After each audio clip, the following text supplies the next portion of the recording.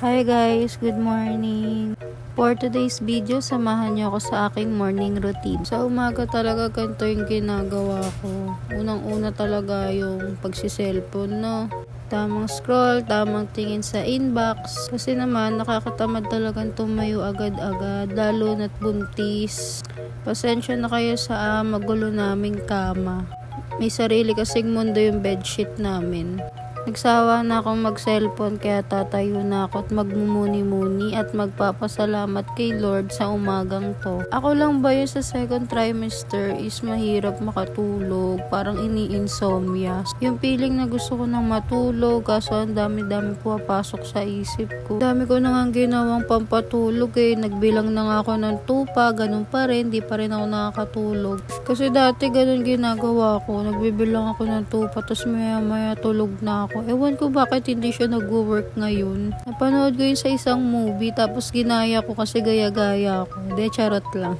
Nag-work naman siya noon. Ewan ko bakit ngayon hindi.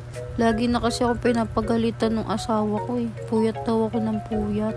Ako lang ba? O kayo rin? Ganun din yung nangyayari sa inyo nung buntis kayo. Any tips naman po dyan? Pa-comment na rin po kung paano po mabilis makatulog. By the way, naayos ko na pala yung kama. Daldal ko na naman. Masagot nyo yung mga tanong ko, pwede naman po kayo mag-comment sa comment section. Ngayon na lang kasi ako ulit nakapag-voice record ng ganito. Kaya sana sa mga mami dyan, lumabas na ako ng kwarto para magluto ng pagkain namin ni baby. Yung pagkain pala namin ni baby is yung pasta. Pero wag kayong mag-alala kasi meron naman ako kinakain na prutas. Alam nyo ba, yung prutas na kinakain ko palagi ay yung saging. Siguro sa saging ako naglilihi kasi yun lagi pinapabili ko sa asawa ko Pero bago ako kumain ng saging, kumakain muna talaga ako ng almusal or ng tanghalian. Saka pa lang ako kakain ng saging kasi may napanood ako na kailangan kung gusto mo kumain ng saging, kailangan may laman yung tiyan mo or after 2 hours bago ka kumain ng saging. Pahinga ka muna bago ka kumain. Kasi sa umpisa daw, akala mo ang energy mo na.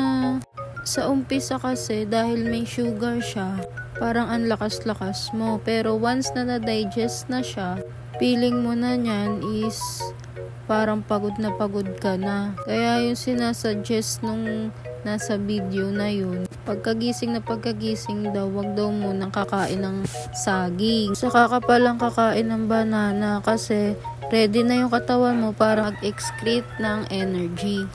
Speaking of saging, yun nga, at the moment habang nagre-record ako, kumakain nga pala ako ng saging. Ang saging naman kasi, mga mi, sobrang healthy din naman ito. Marami kang vitamins na makukuha dito sa saging.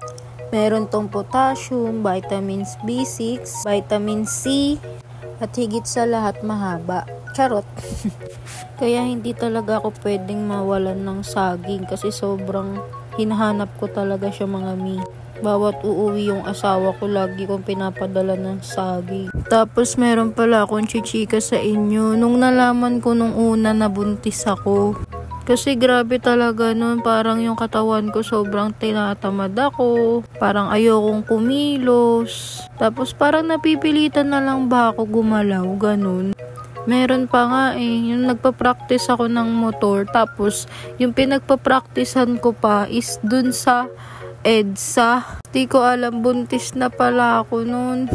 Kaya sabi ko nun sa asawa ko, ayoko mag-drive, tinatamad ako. Tinatamad talaga ako nun as in. Ilang beses pa kamo na ulit yun. Ilang beses pa ako nag-drive sa EDSA. O diba grabe, di ko alam buntis na ako nung nagda-drive pa ako dun. Malakas loob ko nun kasi nga may lisensya na ako. Kakakuha ko lang ng lisensya nun.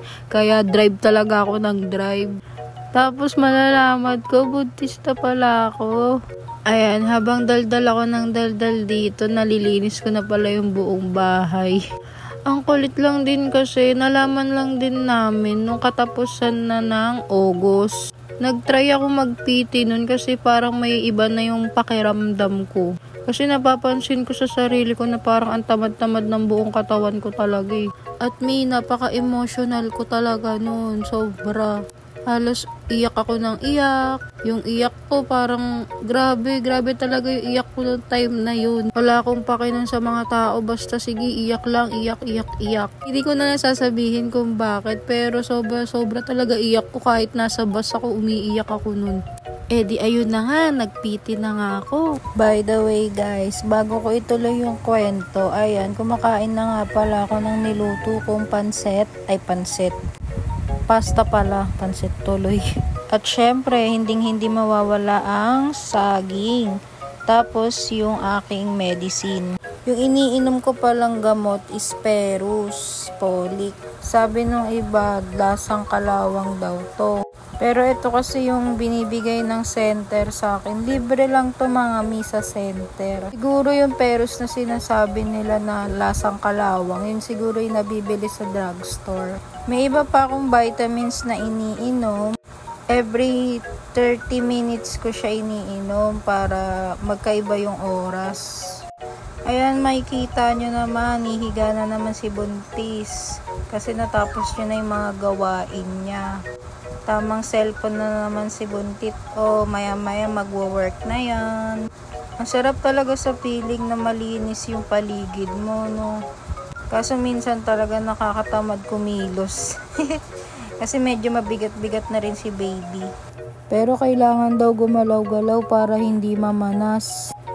Yung mga time na yan, mga nanonood na lang ako niyan sa YouTube, nagpapalipas ng oras. Nakita nyo ba yung trolley dun sa gilid? Ayan, medyo nagkakaroon na ng laman. Unti-unti ko na yung gamit kasi mabilis lang ang araw. Sa mga hindi po pala nakakaalam, May po ako manganganak. May po yung EDD ko.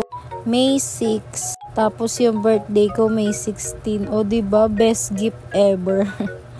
So, hindi ko na pala nakwento kung paano ko nalaman na buntis ako mga mi. Mag-e-end na yung video, aabot pa ba? Next vlog na lang ako ulit magkukwento sa inyo kung paano ko nalaman na buntis ako.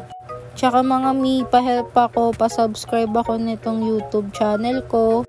At pa-follow na rin ako ng mga social media accounts ko para lagi kayong updated sa mga bagong videos na i-upload ko. Ayan, diba? Umaura-aura na si Buntit. Bye-bye!